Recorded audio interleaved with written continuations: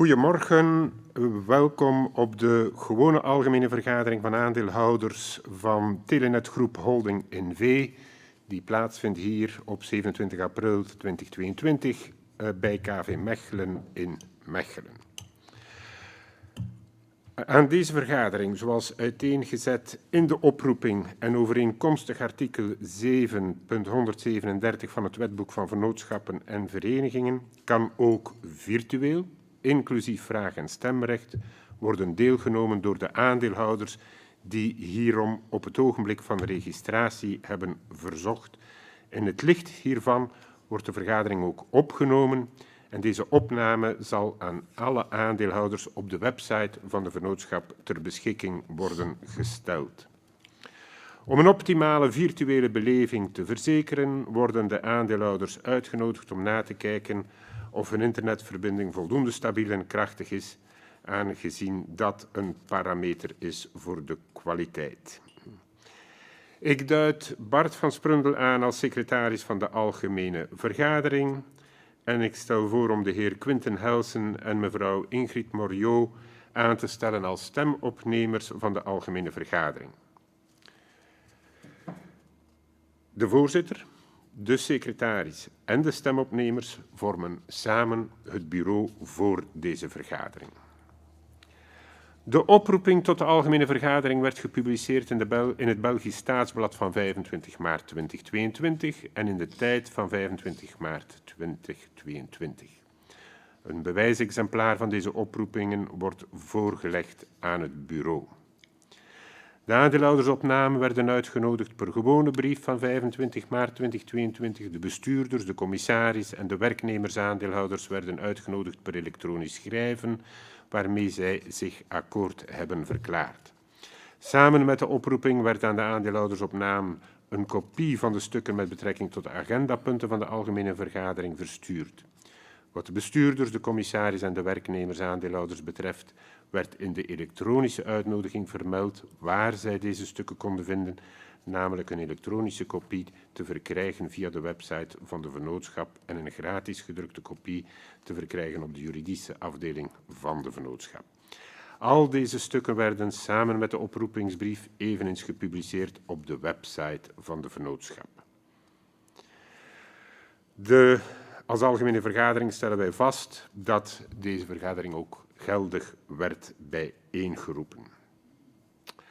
Het bureau gaat nu na of de aanwezige of vertegenwoordigde aandeelhouders de toelatingsformaliteiten als vermeld in de oproeping hebben vervuld.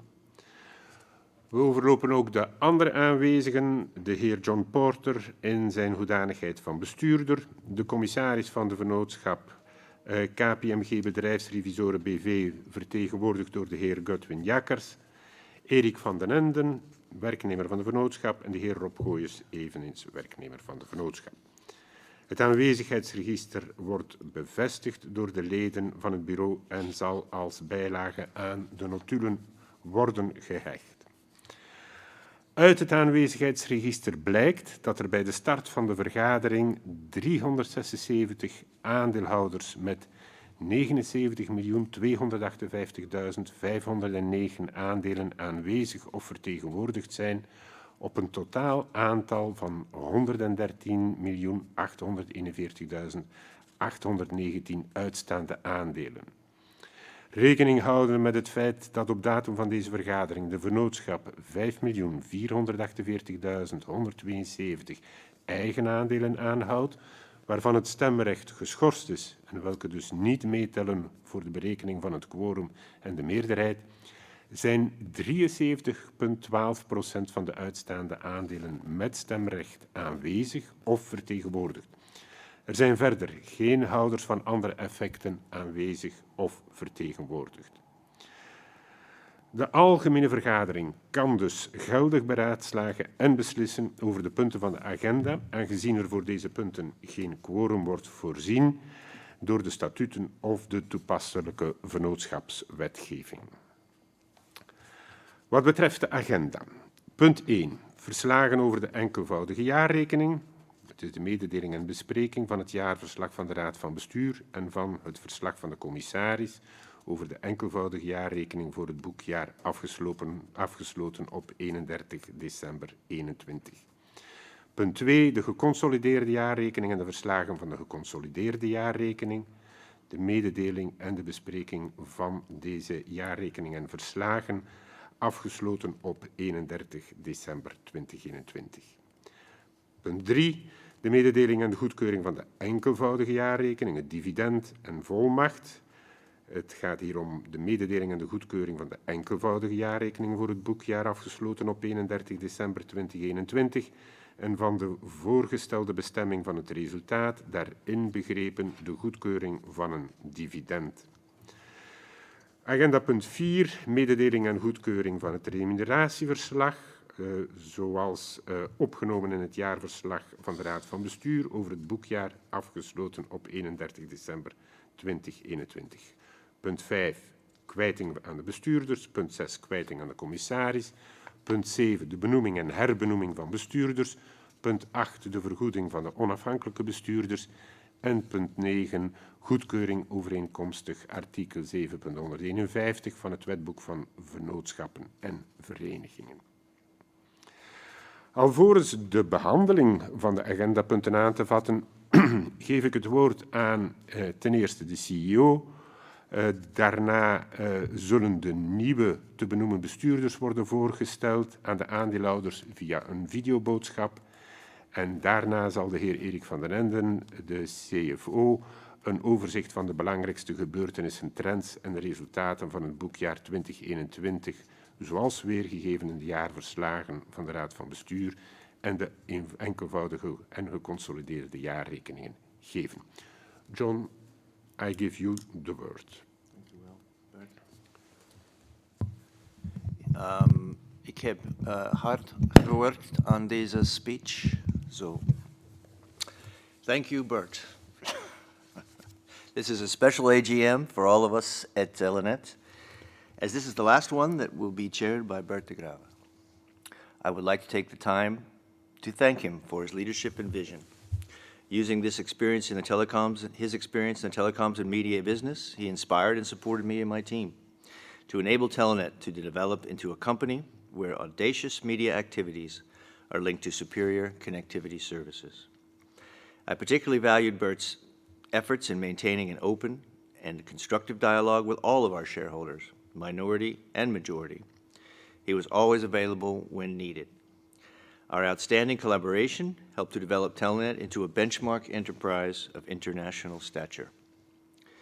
Under the leadership and guidance of both Bert and Christian and the entire board of directors, we truly transformed Telenet from a classic telco operator into a digital company fit for purpose and the future, ready to branch out and take customer relationships to the next level, supported by a number of bold decisions. Networks of the future, Giga Network, Base, SFR, Obelisk, Mariposa, Immediate Entertainment, De Wever, Streams, The Park. Hiervoor zeg ik dank u wel. After this AGM, we're also saying goodbye to Christiane Frank. She has also been a key contributor to our board and audit committee for over 6 years, providing seasoned advice on a variety of topics. In particular, she made sure we kept an eye on the French-speaking part of Belgium. I hereby also want to thank her for her expertise. Now, the new board of directors composition, which will replace Bert and Christian and fill out valuable skills on our board. We welcome new talent.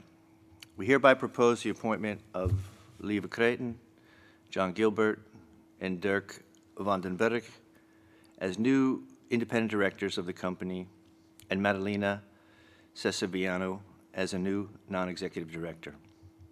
The board is simultaneously proposing an extension of the director mandates of Amy Blair and Severina Pascu. Jo van Biesbroek, independent director since 2015, will replace Mr. de Grave. He expects to serve for up to 1 year, providing continuity for the board as the new board members are onboarded. The board of directors expect to appoint Mr. van den Berg as chair after that period. I'm convinced that this new board will be well-placed to help promote further growth for Telenet, given its wide breadth of experience and background. The new board will have 4 women, 5 different cultures, and a wide range of expertise, including technology, media, and telecom industry experience, e-commerce, digital transformation, data platform management, finance, and technology. So, are we ready to hear what our new board members have to say about their appointments? Okay, let's do it. Dumar.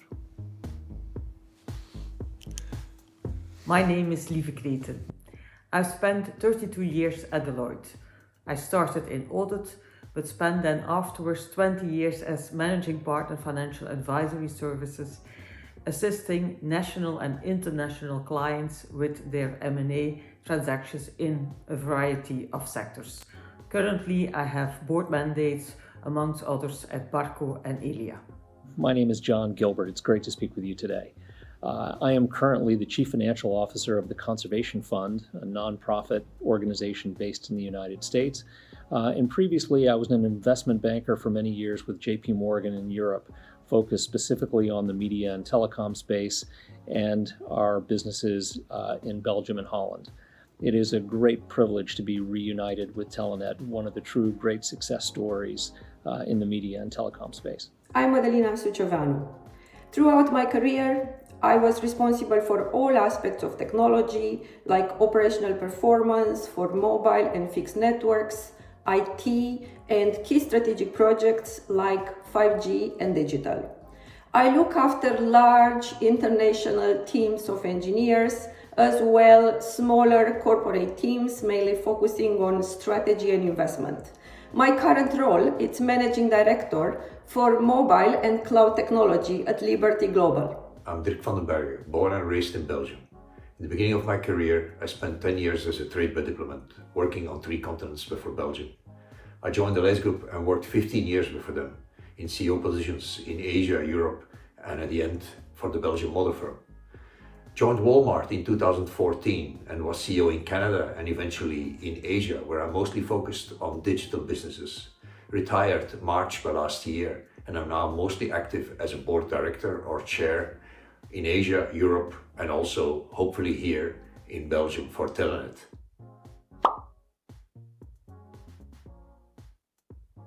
The big challenge in the telecommunication space is really to anticipate technological change and to be able to figure out how to translate that into new products and services for the consumer. Because if you can do that successfully and get ahead of the curve, you're going to find ways to grow and make your customers love your product and your business. The COVID pandemic has shown more than ever that connectivity plays a critical role in enabling social activity and economic stability. The accelerated digitalization and the need for reliable communication services create multiple challenges to the telecom sector. I think, for instance, about the fast-changing customer needs, forcing telcos to find ways to further differentiate themselves and to build new and enhanced service offerings and to engage in new partnerships and ecosystems. Revenue growth is the biggest challenge. On the positive side, the pace of technological evolution is amazing.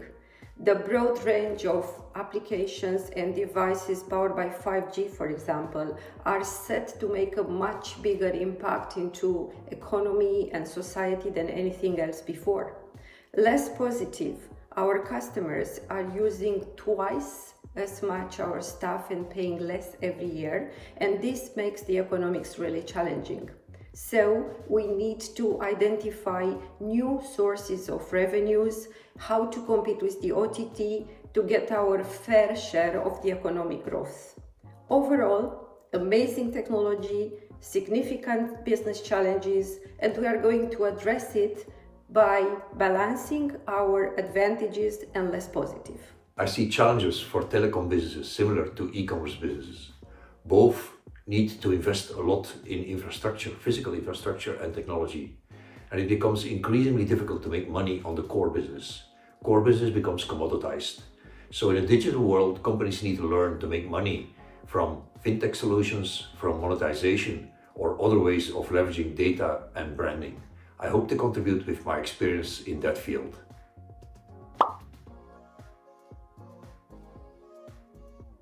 If you can dream it, you can do it. I always like this quote as it pushes you to think outside the box, challenge yourself, and drives you to reach your goal. My personal motto in life is, if you think you can, you can. Indeed, I'm optimistic by nature, and believing is 90% of the battle done.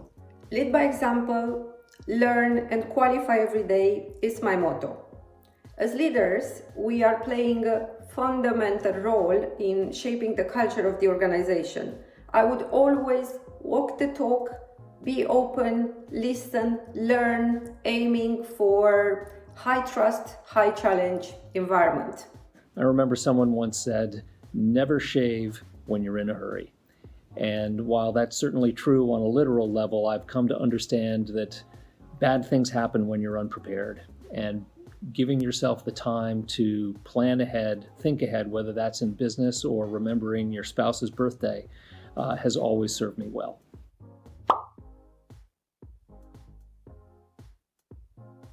I'm totally in favor of a better screen-life balance. For me, personally, gardening. It's the best antidote to the huge amount of time I'm spending in video calls or in front of the screens. A complete detox is difficult for me, but during the weekend and on vacation with family and friends, I'm only checking mails once a day and I'm only answering very urgent messages. However, given our digital dependency for so many things, living without connectivity is a true challenge. Digital detox. In principle, I'm all in favor, but wow, it's so tough. I hope you're all much more disciplined than I am. I am a huge believer in taking a digital break, detoxing from screens of every kind. Unfortunately, I've never been very good at it, but I believe it is absolutely essential.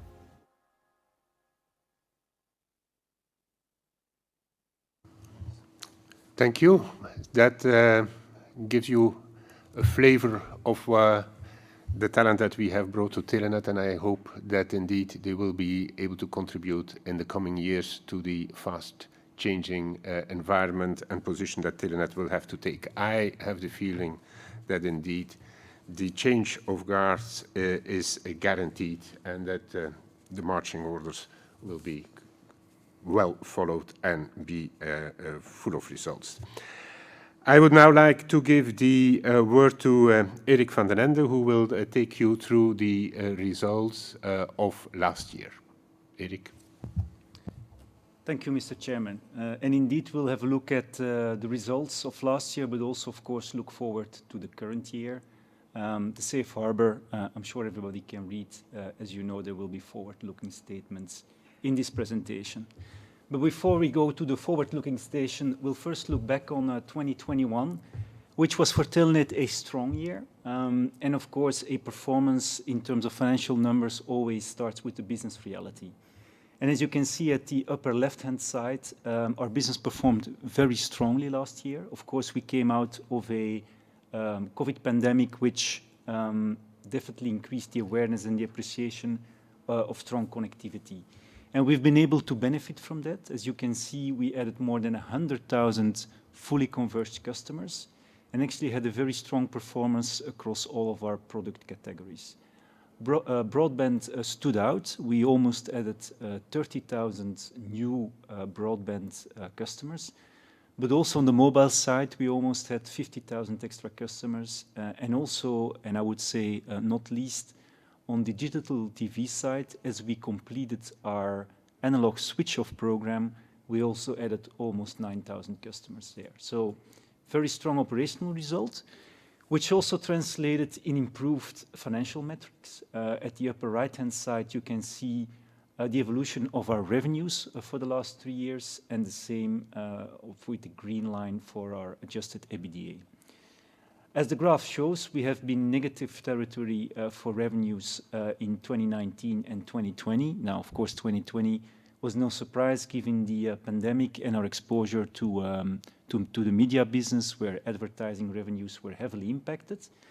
But in 2021, we were able to return to top-line growth. We posted a 0.9% year-on-year increase, which we will come to explain further into detail, but driven by a solid connectivity business and also recovery in media revenues. And together with that top line, we were also able to grow our EBITDA, our kind of operational profitability, ahead of the pace of the top line. So whereas the top line grew by 0.9%, our adjusted EBITDA grew by 1.6%.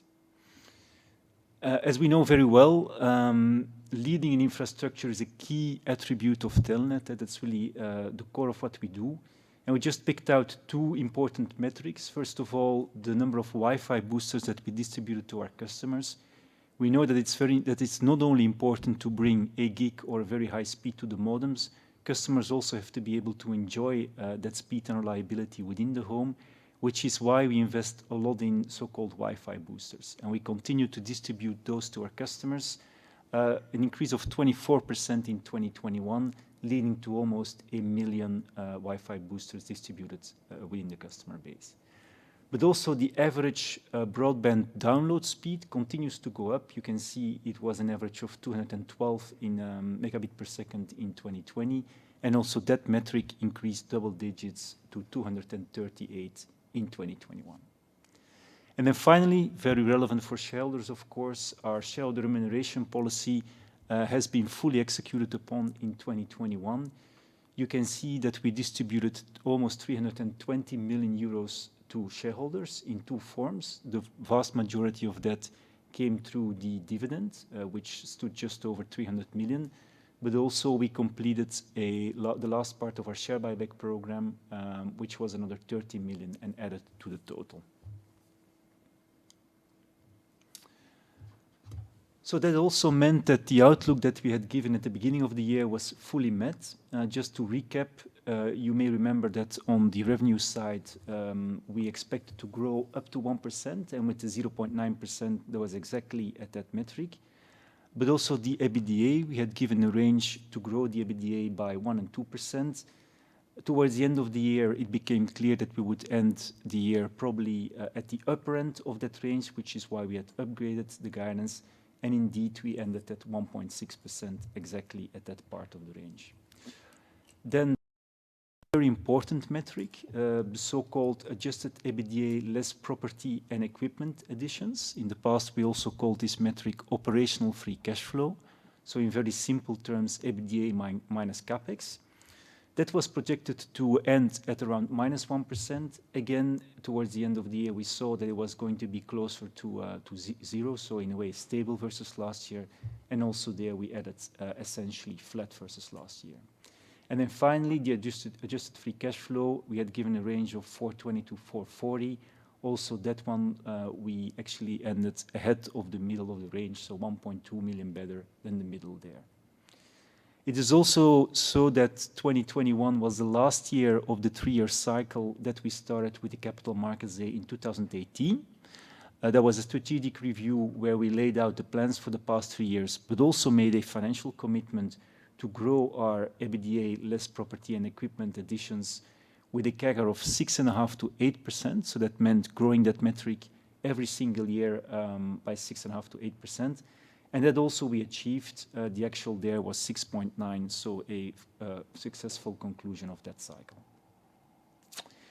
If we then go a little bit more into detail in each of the financial metrics, and I will not dwell too much on it, we will start with the revenue, which already explained grew by 0.9%. Important to notice there that there were two propellers of that expansion. First of all, the recovery of our entertainment business, especially at SBS, our free-to-air broadcaster, which was heavily impacted by the pandemic as many advertisers withdrew their advertising campaigns.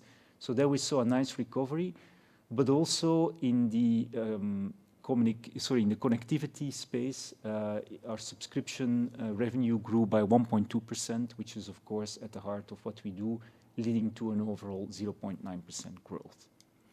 Costs were very much under control, as you can see, so they were essentially flat at 0.1%.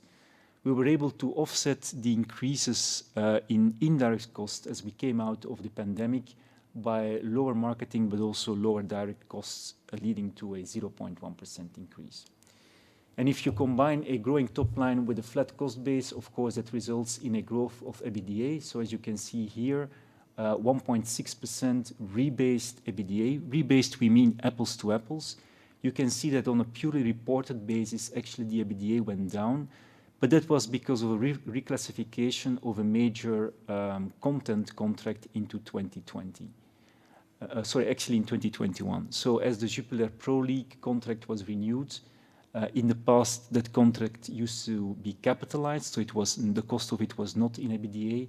But as the underlying nature of that contract changed, it did come into EBITDA in 2021, which causes the decline. But again, if you normalize for that, we would have recorded the 1.6% growth. CapEx, total CapEx stood at 636 million euros for the year 2021. There were some one-off investments there. You can see that we had almost 60 million investment in the renewal of football rights, amongst which the UK Premier League. Secondly, there were also temporary extensions of mobile spectrum licenses, especially for 2G and 3G. So if you look at the metric that we normally look at for CapEx, which is the CapEx excluding the recognition of football rights and mobile spectrum licenses, you see that that stood at 21% of sales, which is right at the typical guidance and ratio that we aim for. Also, as always, we want to make sure that the majority of our CapEx is either growth or subscriber related, and that is also the case. 58% of our CapEx was scalable and growth related. Then moving on to the so-called EBITDA less property and equipment additions, or OFCF. As we mentioned in the overview, that was flat versus last year, so also a nice performance there. And then finally, the free cash flow showed a growth of almost 4%, which was a very nice achievement. That growth was driven, at the one hand, by the fact that we had slightly lower cash taxes, and we also paid less interest. On the flip side, there was a slight decrease in our vendor financing program, but all in all, it allowed us to expand our free cash flow generation by 4%. Maybe the last comment that I would make is that we are changing the definition of free cash flow for 2021 in the sense that we will further exclude two additional items. The first one is the so-called direct acquisition and divestiture costs. Those are one-off costs that are directly linked to certain M&A projects, and you can see that in 2021 these costs amounted to 12 million euros. And secondly, we will also exclude the costs related to the intercable lease obligations. Again, that is a 40 million item. So if we deduct those two items or take them out of the cash flow definition, you see that it evolves from 431 to 405. And this will also be the definition that we will be using going forward.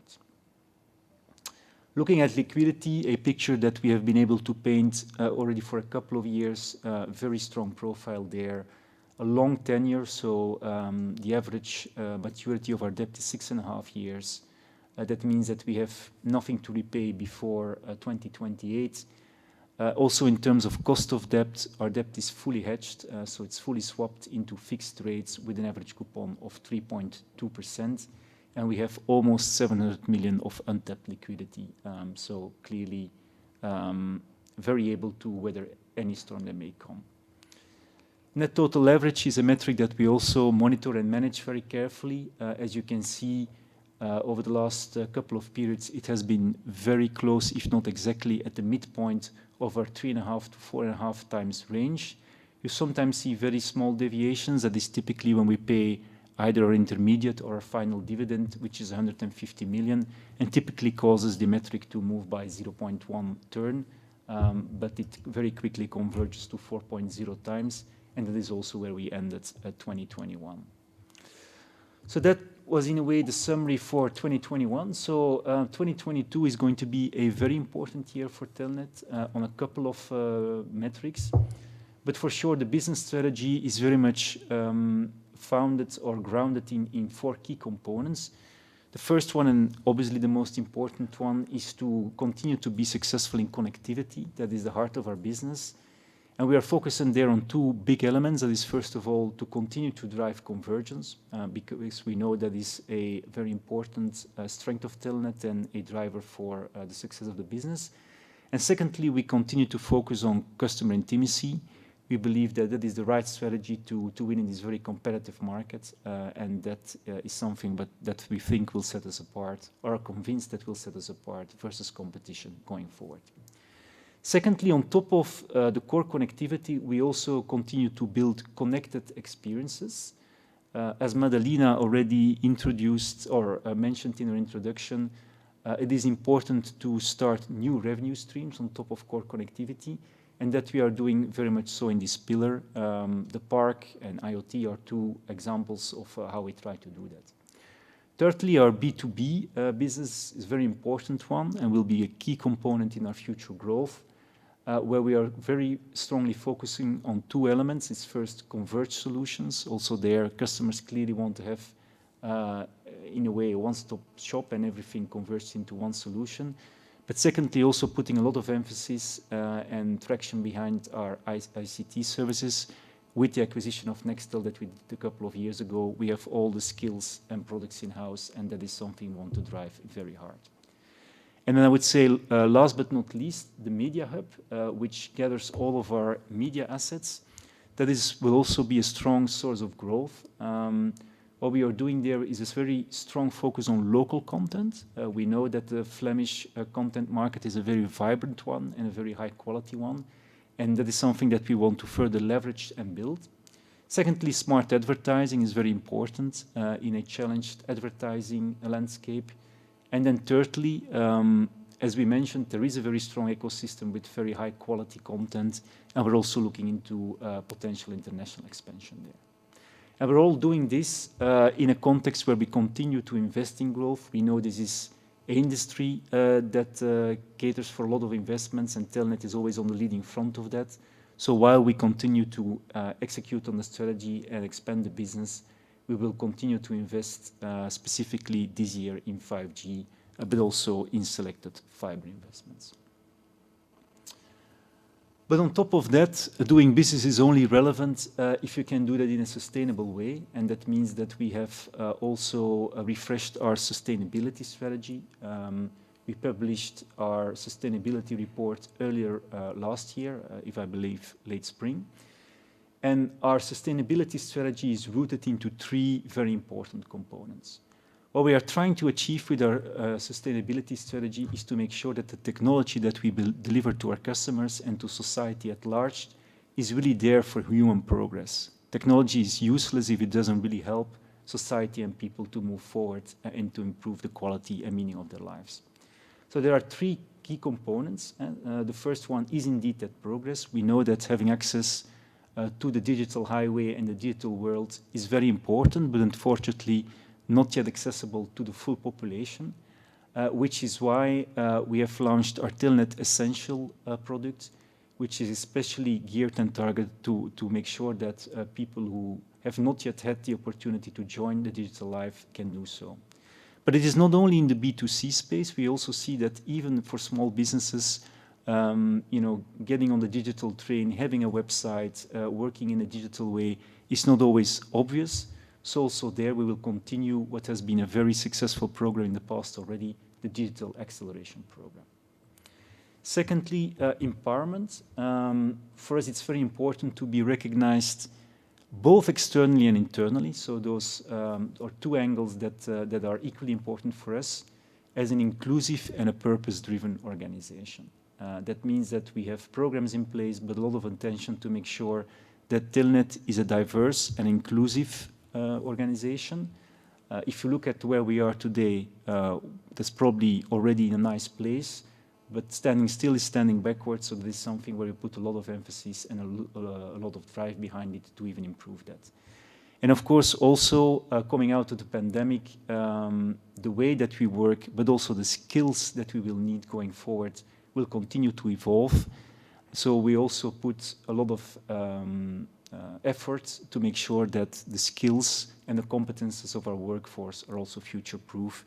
And that is something that we also invest in with bespoke programs. And then last but not least, from an environmental perspective, also there we want to take our responsibility, and we have committed to be net zero by 2030. We have also embedded these ESG goals into our governance principles. You can find here 4 important components. I will not go too much into detail, but they are fully described and explained in our sustainability report. So that is fully available on our website and open to anybody who wants to know more about that. And then I would say, lastly, that 2020 for us is going to be really a pivotal year. In the sense that we have a couple of very important strategic overhauls that have either already materialized or are further materializing. So first of all, almost 2 years ago, we announced that together with Fluvius, we are actually lining up and gearing up to build together the future data network for Flanders. That is something that we are working very hard on, and where we hope to conclude a binding legal agreement before, or more or less at the end of the second quarter of 2022. What we have already done in springtime is to reach an agreement with Digital Bridge to sell the passive part of our mobile towers. That was done for a total consideration of 745 million euros, which is equivalent to 25 times EBITDA. So that has been signed, and the company at both sides, also the Digital Bridge, is now working to close that transaction at the end of 2022. And then also more at the shareholder remuneration side of things, of course, at this AGM, the Board of Directors is also proposing to pay the gross final dividend of 1.375 euros a share, which is equivalent with 50% of the dividend floor that we have put forward in October 2020. And then maybe just to round it off, I would like to recap the outlook for 2022 in terms of the financial metrics. So after returning to top-line growth into 2021, we have the ambition to continue to do so. So also for this year, we are working and aiming to achieve a 1% top-line growth. Adjusted EBITDA will be the same. So despite the inflationary pressures that we see on various fronts, also there the goal is still to expand the EBITDA line. The investments will be slightly higher than they usually are. So we are targeting there around 25% of sales. But through various initiatives, especially on working capital, we are planning to keep the free cash flow flat versus last year, so very close to 405, despite these higher investments in order to generate a nice free cash flow, which will also more than cover the dividends. So with that, Mr. Chairman, I will give back the floor to you. Dank u, Erik. Ik stel voor dat we dan overgaan tot het behandelen van de documenten die ook aan de grondslag lagen van deze presentatie. Dat wil zeggen de documenten met betrekking tot het eerste tot en met het vierde agendapunt. Het betreft het jaarverslag van de Raad van Bestuur over de enkelvoudige jaarrekening, het verslag van de commissaris over de enkelvoudige jaarrekening, de enkelvoudige jaarrekening zelf, het jaarverslag van de Raad van Bestuur over de geconsolideerde jaarrekening, het remuneratieverslag opgenomen in het jaarverslag van de Raad van Bestuur, het verslag van de commissaris over de geconsolideerde jaarrekening en dan de geconsolideerde jaarrekening zelf. Ik vraag vanzelfsprekend de algemene vergadering vrijstelling van voorlezing van deze verslagen die u allemaal tijdig werden toegestuurd.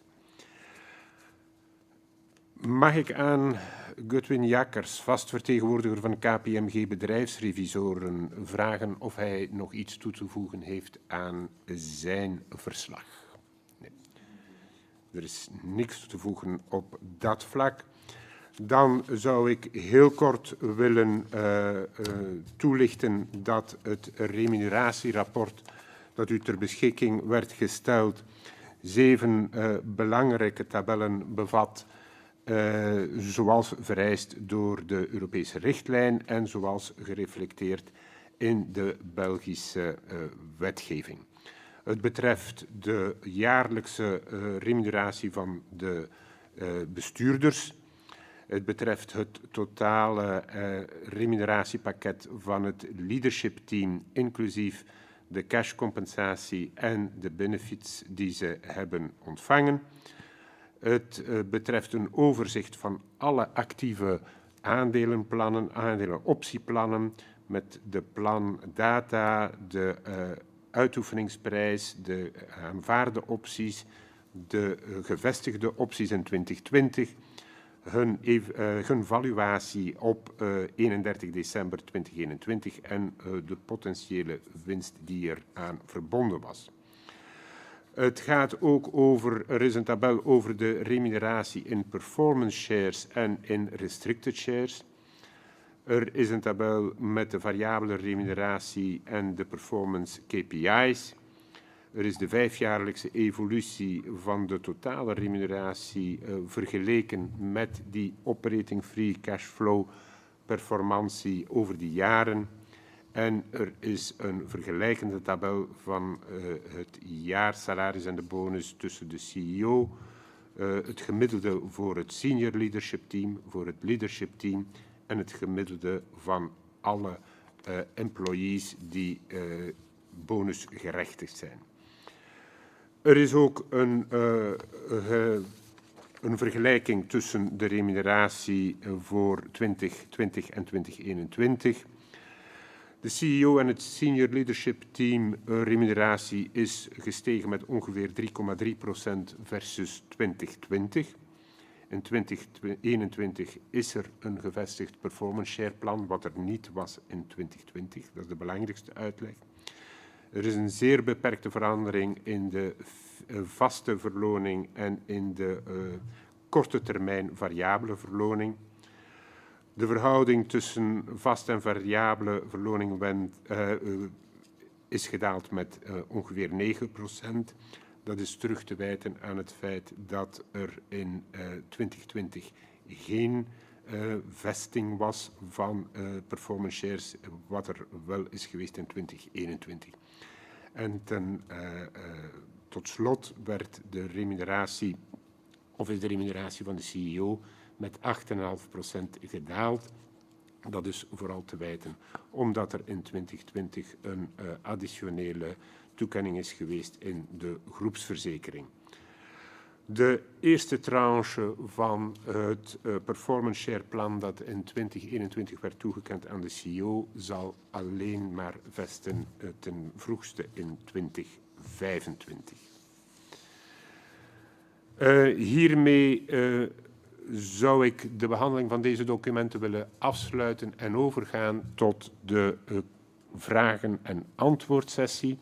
The question and answer session will be held in English, as the only questions that we did receive in advance were written questions in English.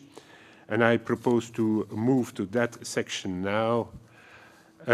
The first question that we did receive from DWS was, when can we expect the company to increase the independence of the board of directors to more than 50%? In line with Article 18.1 of the Articles of Association of the company, as published on the company's website, the Belgian Code of Companies and Associations, and the Belgian Corporate Governance Code, the board of directors of Telenet Group counts at present three independent directors. At the present shareholders' meeting, it is proposing to add a fourth independent director, and if approved, the board of directors will be composed of 11 of directors, of which 4 will be independent directors. In addition, Article 18 of the Articles of Association of the company also provides that any shareholder that owns more than 50% of the total capital of the company shall have the right to nominate the candidates for at least a majority of the members of the board of directors for election. In sum, Telenet Group Holding NV fully respects and complies with, from a governance and legal perspective, the requirements regarding the number of independent directors. Finally, it is also not the standards for Belgian listed companies, including those with a controlling or reference shareholder, to have a majority of independent directors. Why did Mr. Enrique Rodriguez, Mr. Charles Bracken and Ms. Severina Pascu only attend 11 out of 15 board meetings last year? The respective members attended all 7 board meetings scheduled in 2021 in a planned way at the beginning of the financial year. In 2021, also 8 additional ad hoc board meetings were convened, 4 of which the respective members were unable to attend. These additional board meetings are convened in short timings. It's not uncommon in any Belgian-listed company that board members are not able to free up their agenda.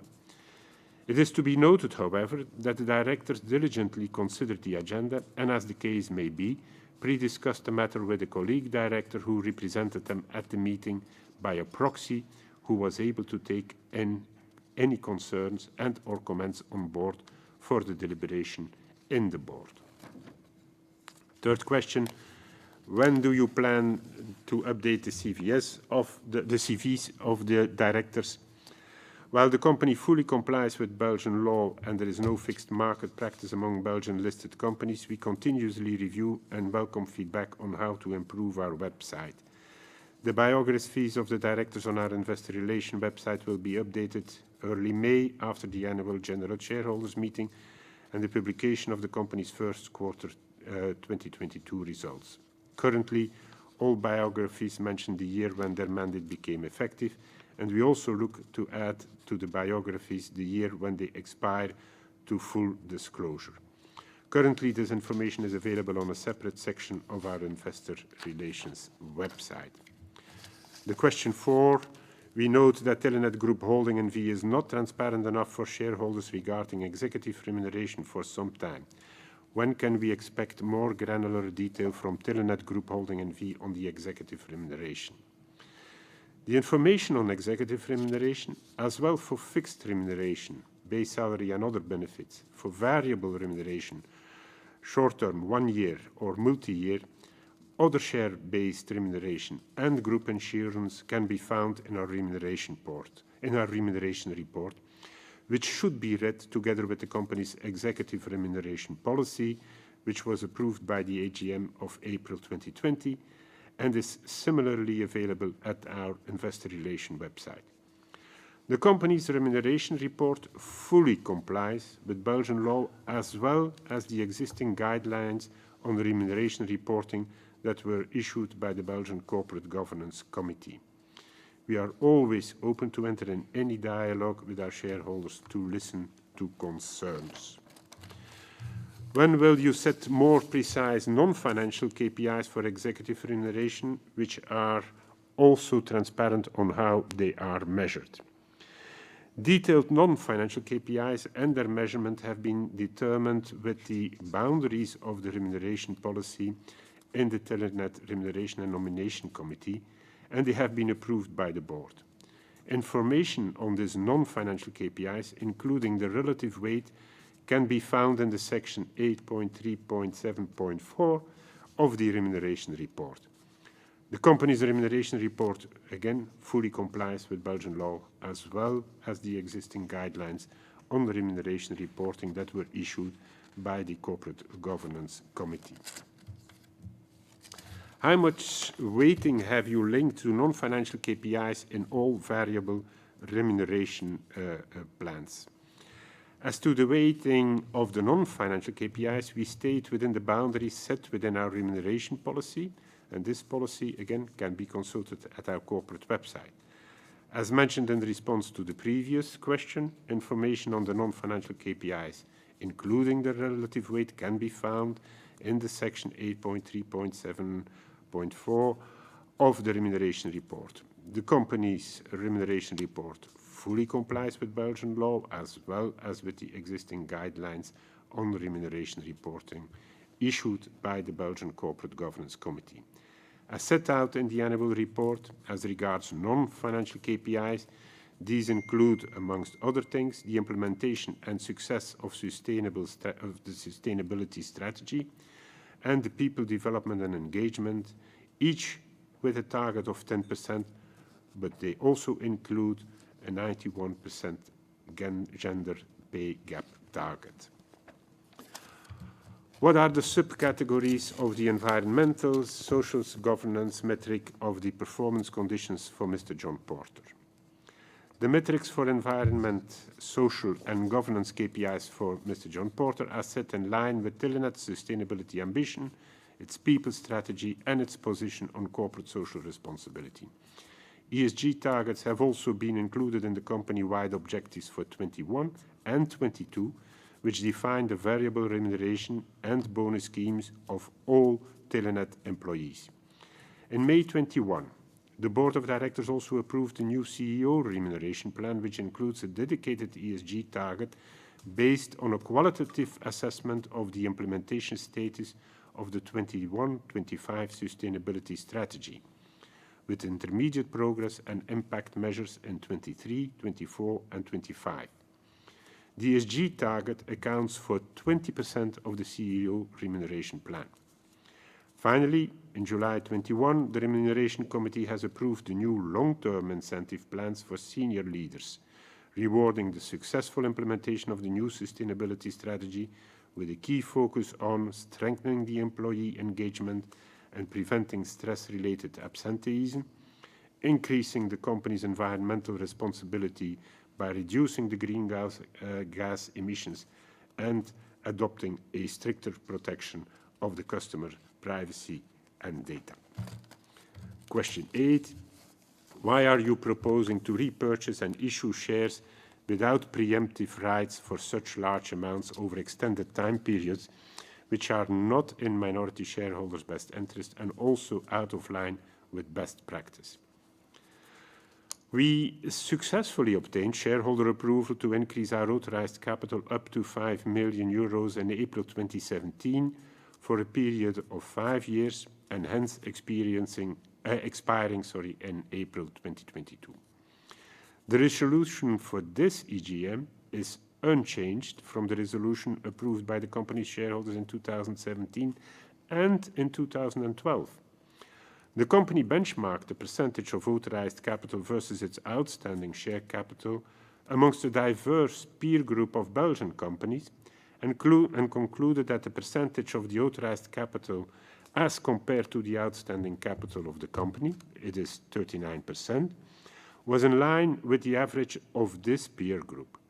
In both 2017 and 2019, Telenet issued a small number of shares under this resolution for the implementation of an employee stock purchase plan, allowing the company's employees to purchase shares of Telenet Group Holding N.V.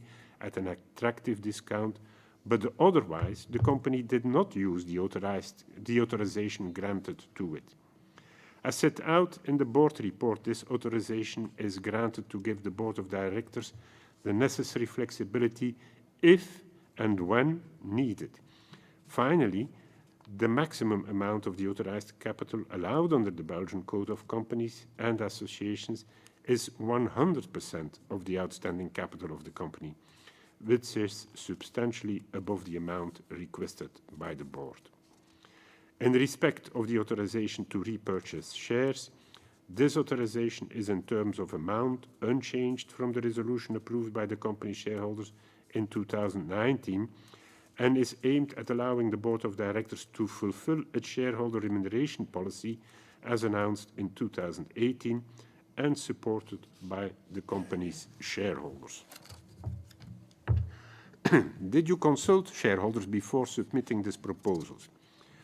We published a convening notice for our April 2021 AGM and EGM on our Investor Relations website at the end of March and have been reaching out to shareholders and proxy advisory firms since then to discuss these proposed resolutions and their interpretation thereof. We did not consult shareholders prior to submitting these proposals to the Board of Directors and to the AGM. However, as mentioned in response to the previous questions, the authorized capital proposed resolution is unchanged from its authorizations that have been approved by the company's shareholders in 2017 and in 2012. The share buyback authorization is in terms of allowing the Board of Directors to fulfill its shareholder remuneration policy as it was announced in 2018 and supported by the company's shareholders. We then received questions from Lucerne Capital Management on the appointment of the directors.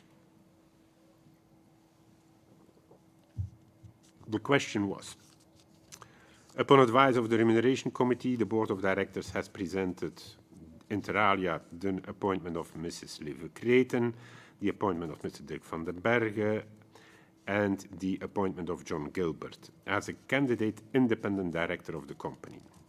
And then the question in different subparts. For each of these proposed appointments, could you please explain how the Remuneration Committee reached its conclusion that these persons have the right profiles and competence to serve as Telenet independent directors and to meet the criteria provided by the Belgian Code of Companies? Then, could you please disclose the underlying advice of the Remuneration and Nomination Committee, and could you please elaborate on the reasons why Mr. De Graaf requested the Board that no proposal be submitted to the annual meeting to extend his mandate, why Mr. Van Bisbroek will only serve as Mr. De Graaf's successor at interim for 1 year, and as far as the latter, Mr. Van den Berge is concerned, why do you feel it is appropriate for Mr. Van Bisbroek to only serve off for 1 year?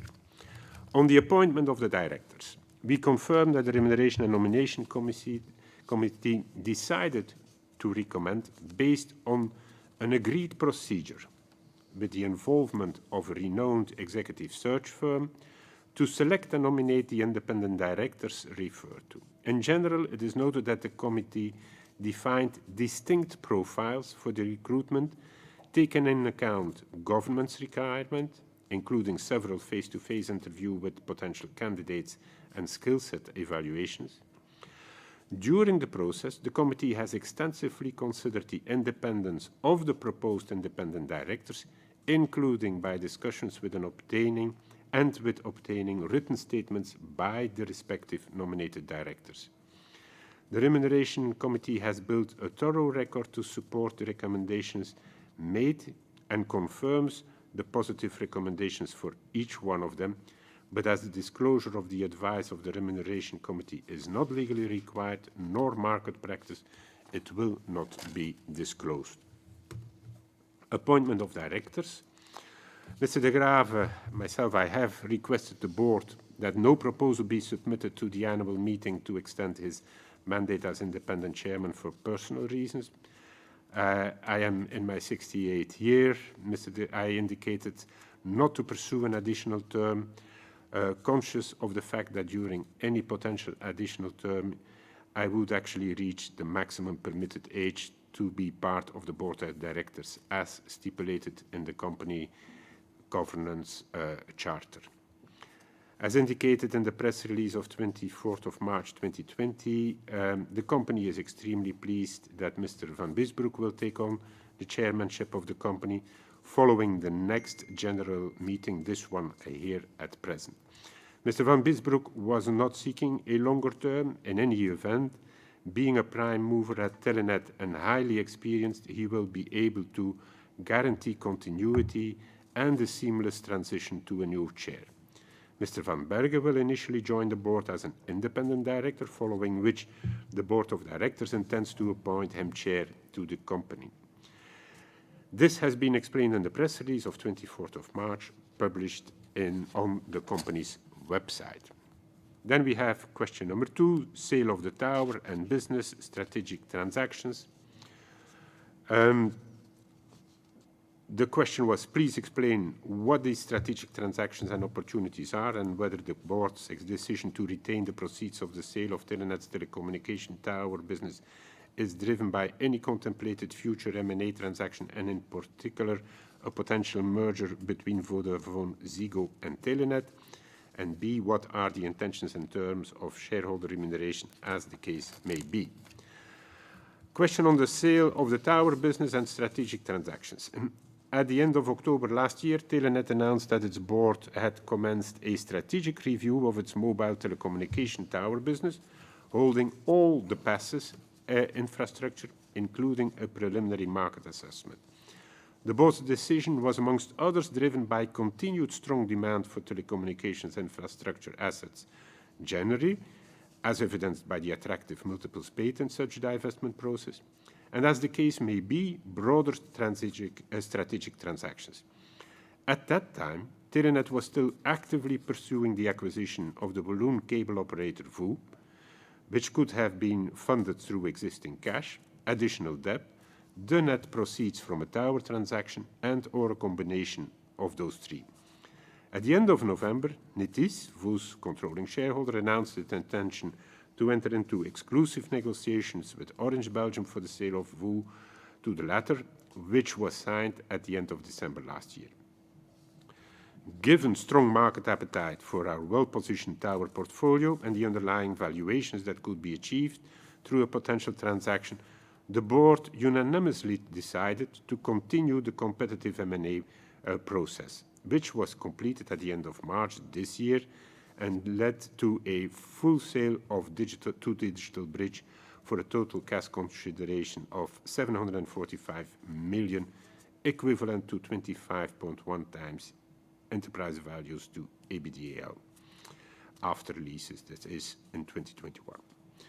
As mentioned in our March 25 press release, Telenet intends to initially retain the net proceeds from the transaction, awaiting the achievement of certain accretive strategic transactions, including, amongst others, the NetCo joint venture with Fluvius by the end of the second quarter, and the upcoming multi-band spectrum auction starting in June this year, and the impacts thereof on the company's financial and leverage profile, as well as other potential strategic opportunities that could arise in the future.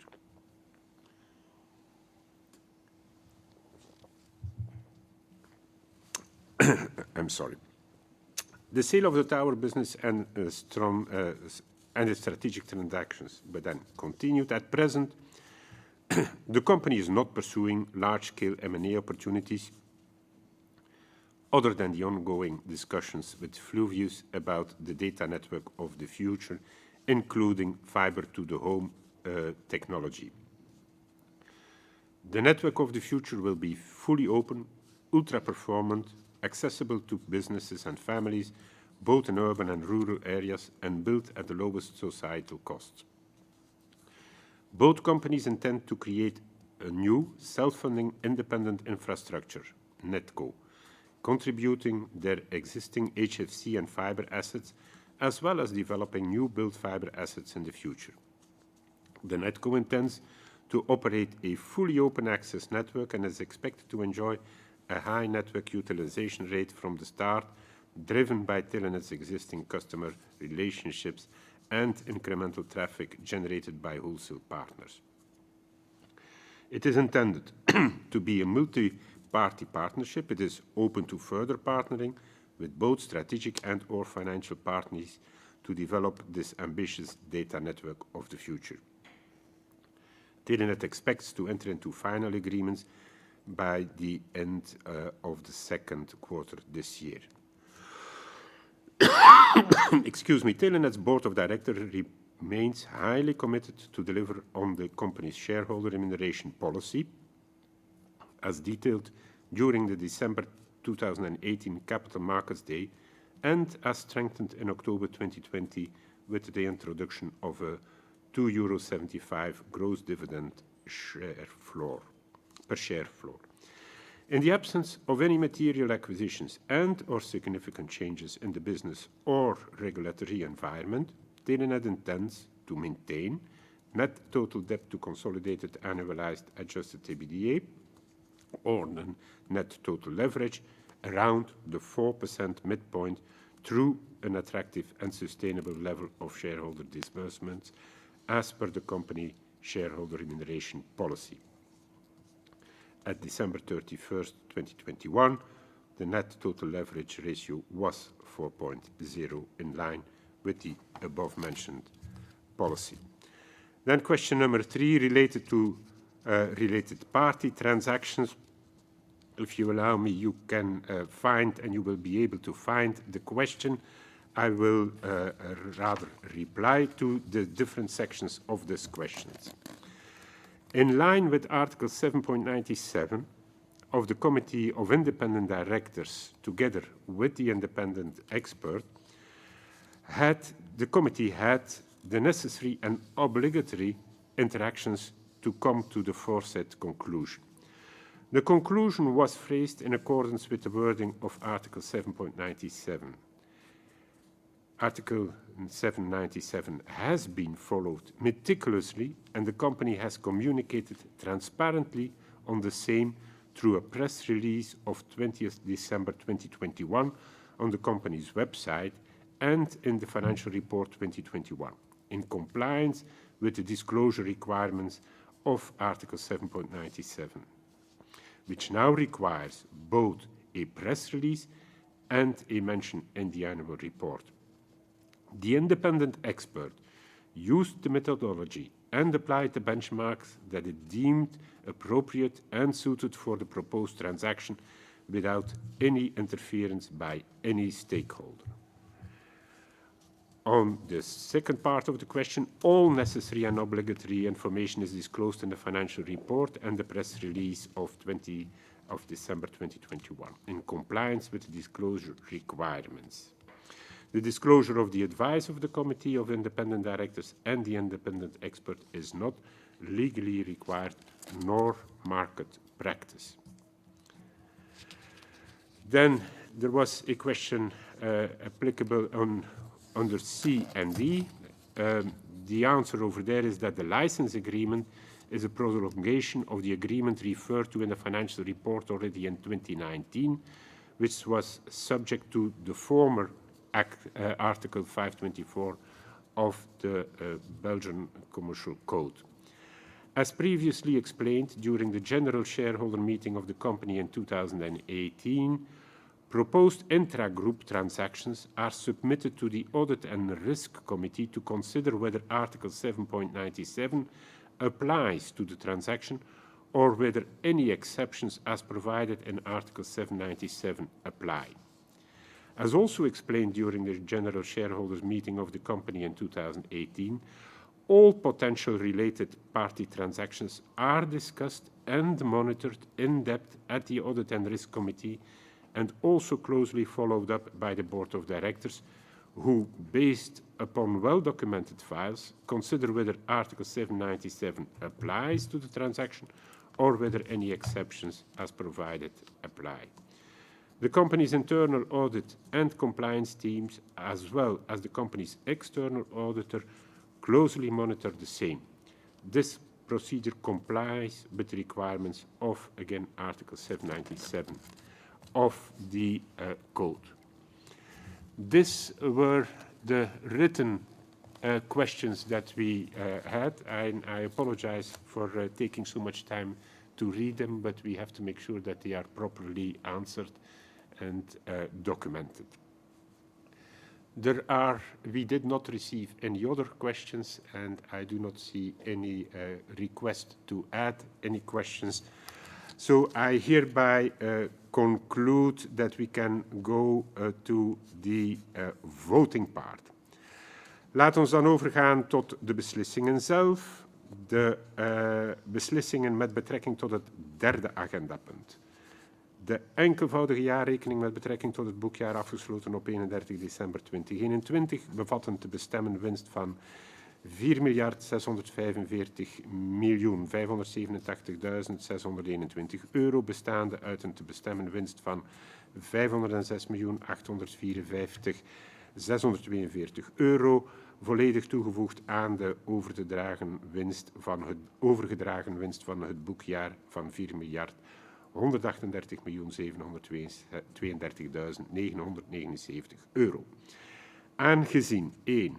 De bijzondere aandeelhoudersvergadering van 2 december 2021 besliste om een dividend van €1,375 per aandeel uit te keren en aan deze algemene vergadering eenzelfde dividenduitkering wordt voorgesteld van €1,375. Beide dividendenuitkeringen samen te bedragen van €299.315.037. En ten tweede, de Raad van Bestuur voorstelt om van de resterende winst €2.659.813 toe te voegen aan de onbeschikbare reserve ingevolge de in 2021 door de vennootschap ingekochte ingekochte eigen aandelen enerzijds en aan begunstigden geleverde eigen aandelen anderzijds, blijft een saldo van €4.343.612.771, waarvan wordt voorgesteld om het over te dragen naar het volgende boekjaar. De enkelvoudige jaarrekening voor het boekjaar afgesloten op 31 december 2021 en van de voorgestelde bestemming van het resultaat, daarin begrepen de goedkeuring van een dividend van €1,375 per aandeel bruto, betaalbaar vanaf 4 mei 2021, wordt goedgekeurd met, ik denk dat het 2022 moet zijn, wordt goedgekeurd met 78.990.745 stemmen voor, 239.950 stemmen tegen en 27.814 onthoudingen. Dan gaan we over tot beslissing met betrekking tot het vierde agendapunt. Het remuneratieverslag, zoals opgenomen in het jaarverslag van de Raad van Bestuur over het boekjaar afgesloten op 31 december 2021, wordt goedgekeurd met 67.482.672 stemmen voor, 11.775.837 stemmen tegen en 0 onthoudingen. En dan de beslissingen met betrekking tot het vijfde agendapunt. De Raad van Bestuur verzoekt aan de Algemene Vergadering om de bestuurders kwijting te verlenen voor de uitoefening van hun mandaat gedurende het boekjaar afgesloten op 31 december 2021. De Algemene Vergadering verleent per afzonderlijke stemming kwijting aan de bestuurders die gedurende het boekjaar afgesloten op 31 december 2021 in functie waren voor de uitoefening van hun mandaat tijdens dat boekjaar. Voor IDW Consult BV met als vaste vertegenwoordiger de heer Bert de Grave met 76.516.292 stemmen voor, 2.492.296 stemmen tegen en 249.921 onthoudingen. Voor JOVB BV met als vaste vertegenwoordiger de heer Jo van Biesbroek met 78.858.189 stemmen voor, 150.299 stemmen tegen en 250.021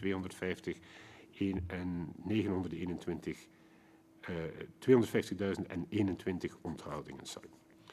Voor mevrouw Christian Frank met 78.858.289 stemmen voor, 150.299 stemmen tegen en 249.921 onthoudingen. Voor de heer John Porter 78.858.289 stemmen voor, 150.299 stemmen tegen en 249.921 onthoudingen. Voor de heer Charles Brakke met 78.857.502 stemmen voor, 151.086 stemmen tegen en 249.921 onthoudingen. Voor de heer Manuel Koonstam met 78.858.289 stemmen voor, 150.299 stemmen tegen en 249.921 onthoudingen. Voor mevrouw Severina Pascu 78.852.502 stemmen voor, 151.086 stemmen tegen en 249.921 onthoudingen. Voor mevrouw Amy Blair 78.858.289 stemmen voor, 150.299 stemmen tegen en 249.921 onthoudingen. Voor de heer Enrique Rodriguez 78.857.502 stemmen voor, 151.086 stemmen tegen en 249.921 onthoudingen. Met betrekking tot het zesde agendapunt. De Raad van Bestuur verzoekt aan de Algemene Vergadering de commissaris kwijting te verlenen en de Algemene Vergadering verleent kwijting aan de commissaris KPMG Bedrijfsrevisoren BV, vertegenwoordigd door de heer Godwin Jakers, voor de uitoefening van zijn mandaat tijdens het boekjaar afgesloten op 31 december 2021 met 78.778.060 stemmen voor, 230.528 stemmen tegen en 249.921 onthoudingen. Met betrekking tot het 7e agendapunt. De Raad van Bestuur stelt de vergadering dus in kennis van het afgelopen mandaat als onafhankelijk bestuurders van de vennootschap van IDW Consult BV, met als vaste vertegenwoordiger de heer Bert de Graven en mevrouw Christiane Frank. Daarnaast lopen de mandaten als bestuurders van mevrouw Severina Pascu en mevrouw Amy Blair eveneens af op deze algemene vergadering.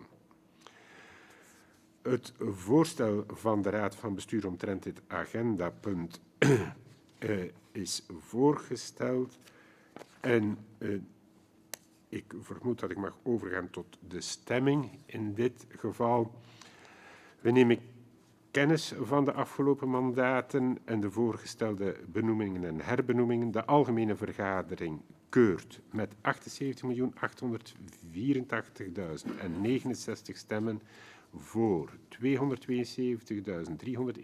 stemmen tegen en 102.049 onthoudingen de voorgestelde benoeming van Lieve Kreten BV met als vaste vertegenwoordiger Lieve Kreten als bestuurder en onafhankelijk bestuurder, goed voor een termijn van 4 jaar tot en met de algemene vergadering van 2026. De algemene vergadering keurt eveneens met 78.850.877 stemmen voor, 305.583 stemmen tegen en 102.049 onthoudingen de voorgestelde benoeming van Dirk J.S. van den Berge Limited met als vaste vertegenwoordiger Dirk van den Berge als bestuurder en onafhankelijk bestuurder goed voor een termijn van 4 jaar tot en met de algemene vergadering van 2026. De algemene vergadering keurt eveneens goed met 78.865.679 stemmen voor, 290.781 stemmen tegen en 102.049 onthoudingen de voorgestelde benoeming van John Gilbert als bestuurder van en onafhankelijk bestuurder voor een termijn van 4 jaar tot en met de algemene vergadering van 2026. De algemene vergadering keurt met 77.364.197 stemmen voor, 1.894.312 stemmen tegen en 0 onthoudingen de voorgestelde benoeming van Madalina Suchevagno als bestuurder goed voor een termijn van 4 jaar tot en met de algemene vergadering van 2026. De algemene vergadering keurt eveneens goed met 73.950.508 stemmen voor, 5.308.1 stem tegen en 0 onthoudingen de voorgestelde herbenoeming van mevrouw Amy Blair als bestuurder voor een termijn van 4 jaar tot en met de algemene vergadering van 2026. De algemene vergadering keurt eveneens goed met 76.450.655 stemmen voor, 2.807.854 stemmen tegen en 0 onthoudingen de voorgestelde herbenoeming van mevrouw Severina Pascu voor een termijn van 4 jaar tot en met de algemene vergadering van 2026. Ik verklaar tevens dat Lieve Kreten BV met als vaste vertegenwoordiger Lieve Kreten, Dirk J.S. van den Berge Limited met als vaste vertegenwoordiger Dirk van den Berge en John Gilbert, Madalina Suceviano, Amy Blair en Severina Pascu hebben hun mandaat als bestuurder of onafhankelijk bestuurder aanvaard. Kunnen we overgaan tot beslissing met betrekking tot het 8e agendapunt. De op aanbeveling van het remuneratie- en nominatiecomité van de Raad van Bestuur wordt voorgesteld om de maximumbedrag van €24.500 voor wat betreft de zitpenningen voor de onafhankelijke bestuurders voor de vergadering van de Raad van Bestuur op te heffen voor het jaar 2021 enerzijds en vanaf het jaar 2022 anderzijds. Alle overige vergoedingen blijven onveranderd. De algemene vergadering keurt dit voorstel goed met 79.149.563 stemmen voor, 108.946 stemmen tegen en 0 onthoudingen. Het 9e agendapunt. De prestatieaandelen en of restricted shares plannen aan geselecteerde werknemers uitgegeven door de vennootschap kennen een aantal rechten toe die een aanzienlijke invloed kunnen hebben op het vermogen van de vennootschap, dan wel een aanzienlijke schuld of verplichting ten laste van de vennootschap doen ontstaan, waarbij de uitoefening van deze rechten afhankelijk is van het uitbrengen van een openbaar overnamebod op de aandelen van de vennootschap of van een wijziging van de controle die op haar wordt uitgeoefend. Zo bevatten 1. de prestatieaandelenplannen en 2. de restricted shares aandelenplannen toegekend aan geselecteerde werknemers bepaalde clausules die voorzien in een afwijkende, dan wel versnelde verwerving bij een controlewijziging van de vennootschap. Voor meer toelichting verwijzen we naar de geconsolideerde jaarrekening van de vennootschap. De algemene vergadering bekrachtigt en keurt met 67.403.551 stemmen voor, 11.854.958 stemmen tegen en 0 onthoudingen de voorwaarden goed van de prestatieaandelenplannen en de restricted shares plannen uitgegeven door de vennootschap aan geselecteerde werknemers van de vennootschap. Dit is het einde van deze algemene vergadering. Als u mij toestaat, zou ik nog een heel klein woordje van dank willen richten. Eerst en vooral een woord van dank voor de voorbije 8 jaar tot alle werknemers. I would like to thank all employees for realizing successfully the continuing transformation of the past 8 years of Telenet. I would definitely like, as your past chairman now, to thank the leadership team for taking on the challenges and for having realized this huge realization of transformation over the past years.